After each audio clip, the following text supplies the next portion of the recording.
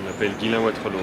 J'avais ma femme et deux de mes enfants dans l'avion qui est disparu il y a 1000 jours. J'attends de savoir où ils sont et ce qui leur est arrivé et pourquoi quelqu'un me les a enlevés. C'est bien une réponse à ça. Qui s'est permis de me les enlever? C'est ça que je veux savoir. Pourquoi? Il y a une raison. Ils ont disparu. Il y a quelqu'un qui a décidé de les faire disparaître. Je veux savoir qui et pourquoi. Après, il y a des débris qui peuvent parler aussi, hein, c'est ce que je disais. S'il y a un débris, on trouve des traces de feu, par exemple, c'est qu'il y a eu du feu dans l'avion. S'il y a un débris, on trouve des traces d'explosifs, on lui a tiré dessus, etc., etc. Un débris peut parler aussi. Moi, ça c'est personnel. Je pense que l'avion a été abattu. Par qui? Je sais rien. Parce qu'il y a des bases militaires américaines dans la zone où... Oui, il y a la plus grosse base américaine entre ici et là-bas, globalement. Hein. Mais j'en sais rien. Mais c'est encore une preuve que l'avion il a été suivi. Vous croyez qu'il y a une base américaine là-bas et qu'ils n'ont pas vu ce qui s'est passé? Non, bien évidemment que non. Bien évidemment, les premiers qui ont vu quelque chose, c'est les Américains. D'abord, on est très peu mis au courant de ce qui se passe. On n'est jamais associé à quoi que ce soit. On ne sait pas ce qui se passe. On sait qu'on nous a menti plusieurs fois. Donc là-dessus, on est vraiment en colère, quoi. Je veux dire, on nous dit rien. On nous dit rien, on nous cache des choses. Donc c'est aussi pour ça que quelque part, on a pris notre bateau maréchal et on a décidé d'essayer de faire quelque chose de nous-mêmes. On n'a pas les mêmes moyens que ces gens-là, mais voilà, plus on tirera sur la pelote, plus peut-être on s'aperçoit. Moi, par exemple, c'est la Malaisie. On s'aperçoit que la Malaisie est beaucoup plus coopérative aujourd'hui qu'elle ne l'était au début. Et à mon avis, c'est parce qu'ils n'arrivent pas à trouver une réponse suffisante et ils ont besoin d'aide.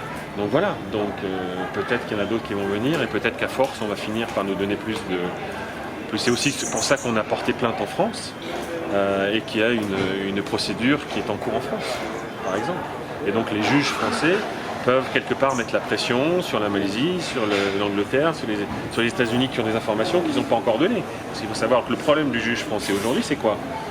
C'est que les Anglais ont des informations via la société Marsat et via Rolls-Royce qu'ils ne veulent pas donner à personne.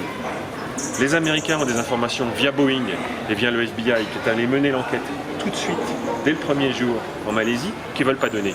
Donc par exemple, le problème des juges français aujourd'hui, c'est la non-coopération des Anglais et des Américains.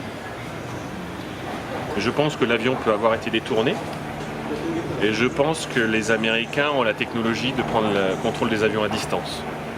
Auquel cas, ça c'est facile, j'ai retrouvé les brevets, c'est extrêmement facile à faire.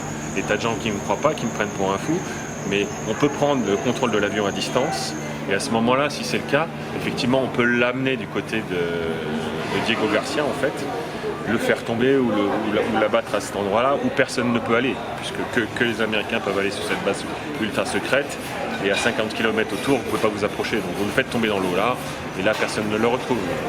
Donc ça c'est quelque chose qui tient la route. J'ai pas dit que c'était ma favorite, mais c'est une théorie qui marche. Ça va s'arrêter.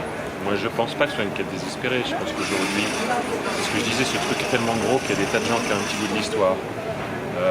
Donc il faut peut-être attendre qu'il y ait un président qui change. Il y en a deux importants qui vont changer prochainement, là, aux États-Unis et en France. Peut-être que ça va, des gens vont oser parler. Et, voilà, suite à des changements de gouvernement. Malheureusement en Malaisie c'est pas prêt de changer. Mais voilà, je pense qu'il y a des gens qui partent à la retraite. Souvent c'est ce qui se passe, c'est des gens qui partent à la retraite, qui ont un secret et qui ne veulent pas garder le secret pour eux. Donc voilà, je pense que ça ne va pas durer des dizaines d'années. Ça fait déjà 3 ans, vous allez me dire, mais je pense que ça va venir.